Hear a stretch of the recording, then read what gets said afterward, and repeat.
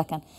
لەبارەی دروستکردنی ئەم نەخۆشخانە گەورەیە تایبەت بە شێرپەنجە لە هەولێر و هۆکار و چارەسەرەکانی شێرپەنجە دکتۆر ئەحمەد سامی بەزاز پسپۆڕی چارەسەری شێرپەنجە بە تیشک میوانی ئەمە دەبێت. دکتۆر زۆر سپاس بۆ ئامادەبوونت لەگەڵمان. سەرەتا پێم بڵێ کە هەرێمی کوردستان چەندە پێویستی بەوە بوو کە نەخۆشخانەیەکی لەم شێوەیە بکرێتەوە بۆ خزمەتی نەخۆشانی شێرپەنجە؟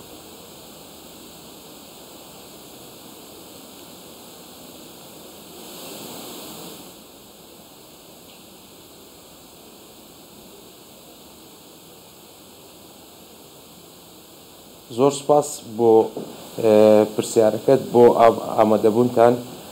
من بە پێویستی دەزانم باسی ئەو نەخۆشخانەیە بکەم کە دەبێتە گەورەترین و پێشکەوتووترین نەخۆشخانەی شێرپەنجە لەسەر ئاستی هەرێم و لەسەر ئاستی عێراق.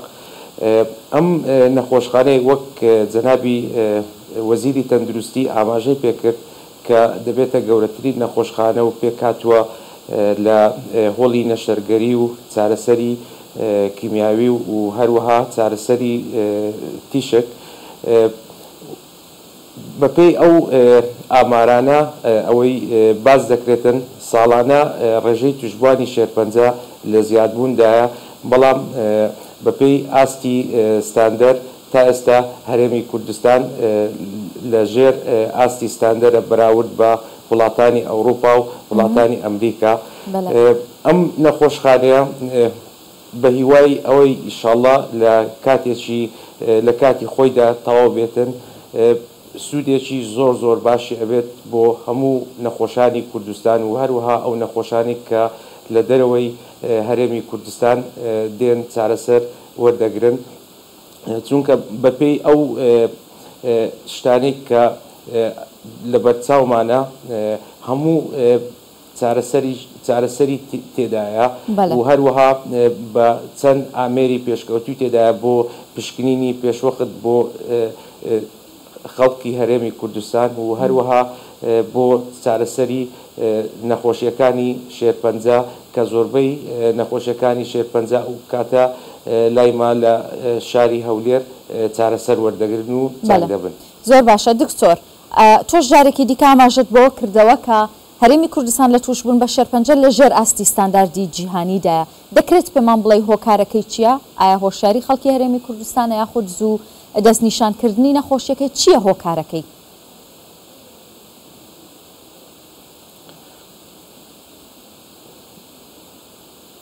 بگورە ئەتوانی پرسیارەکە دووبارە بکەوە. باشە، چی وای کردووە لە هەرێمی کوردستان توشبوون بە شێرپەنجە کەمتر بێت لە ژێر ئاستی ستانداردی جیهانیدا بێت؟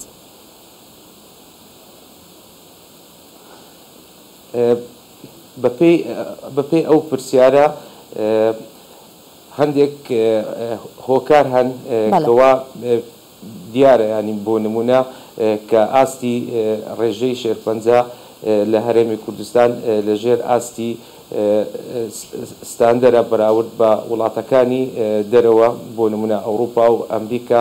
ئەویش بەڕێی من بۆ هەندێک هۆکار دەگەڕێتەوە.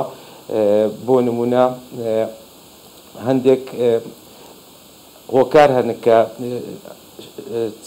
سەبەبێکن بۆ توشبوون بە شێرپەنجە، بۆ نمونە خواردنەوەی مەشروباتی کحولی ئەگە بەراورد بکەینەوە بە وڵاتانی ئەوروپا بە وڵاتانی ئەمریکا، ئەمان زیاتر ئەم ڕێژەی مەشروب خواردنەوە زیاترە لە وڵاتانی ئەوروپا بەراورد بە هەرێمی کوردستان. ئەمە یەکێکە لە هۆکارەکان و هەروەها هەندێک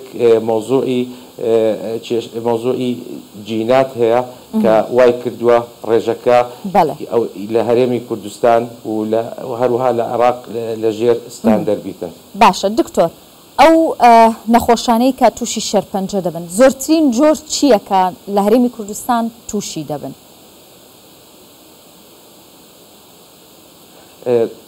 بەپێی ئەو داتایە ئەوەی لە ژێر دەستمانایە زۆرترین ڕێژەی توشبوون بە شێرپەنجە بۆ نمونە گەردابەشی بکەین بینی پیاوان و بینی ئافرەتان. لە ئافرەتانە ڕێژەی توشبوون بە شێرپەنجەی مەمک زۆرە بۆ نمونە لەو چەند ساڵی ئەخیرەش بەپێی ئەو سنتەرە کە هیتمان سنتەری پشکنینی پێشوەختە کە دەکرێتن بۆ ئافرەتان و هەروەها وعی زیاد بووە لە ناو خەڵکی هەرێمی کوردستان وای کردووە زۆربەی حاڵەتی شێرپەنجەکان ئەوەی دەستنیشان دەکرێتن لە مەراحلە سەرەتاییەکانیتی زۆربەی حاڵەتەکان ئی شێرپەنجەی مەمک لە ئافرەتانە و هەروەها بەنسبەت پیاوەکان شێرپەنجەی سیەکان زۆرترین ڕێژەی هەیە و دوای شێرپەنجەی سیەکان شێرپەنجەی قۆڵۆن و ڕێکا کە بێتە دوای شێرپەنجەی سیەکان دێت. دکتۆر لە ئافرەتان توش بوون بە شێرپەنجە زیاترە خود لە پیاوان؟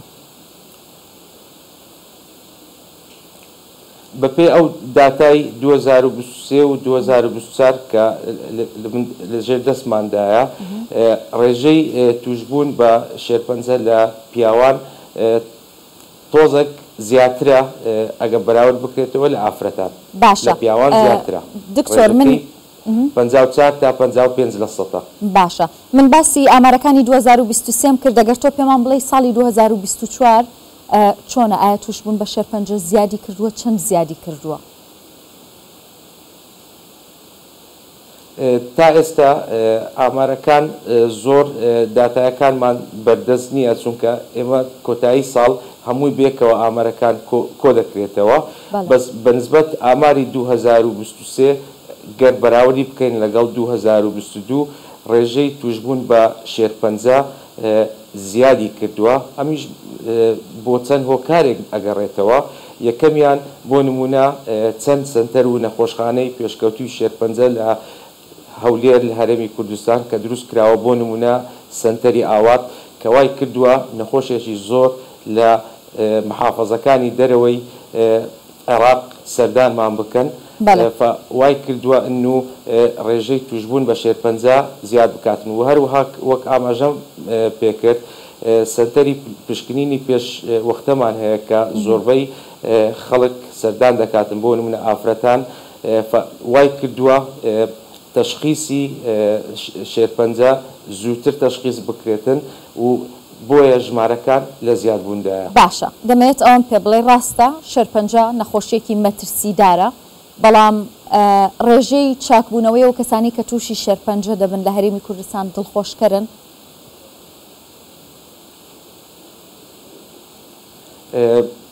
خۆی شێرپەنجە دەتوانی بڵێ مەترسیدارە، بەس بۆ نمونە ئەگەر نەخۆشیەکە لە قۆناغە سەرەتاییەکان دەستنیشان بکرێتن ئەو کاتە چارەسەرەکەی ئاسانتر دەبێتن و نەخۆشەکە چاک دەبێتەوە لە شێرپەنجە کە ئەو کاتە باشتری چاک دەبتەوە و هەروەها هەمان کات خەرجی لەسەر حکوومەت کەمتر ئەبێتەوە. بۆیە من دووبارەوە باسی ئەەکەمەوە سنتەری پشکنینی پێشوەخت وا باشترە، یعنی بۆ نمونە بەتایبەت بۆ ئافرەتان سەردان بکەن بۆ سنتەر پشکنینەکانی پێشوەخت تا هەر شتێک هەبێتن بۆ دەستنیشانکردنی شێرپەنجە لە قۆناغە سەرەتاییەکان کەوا ئەبێت نەخۆش بە چارەسەرێکی زۆر کەم عیلاج ئەکرێ و چاک ئەبێتەوە. بە هیوای لەش ساخی بۆ هەموو لایەک زۆر سپاس دکتۆر ئەحمەد سامی بەزاس پسپۆڕی چارەسەری شێرپەنجە بە تیشک.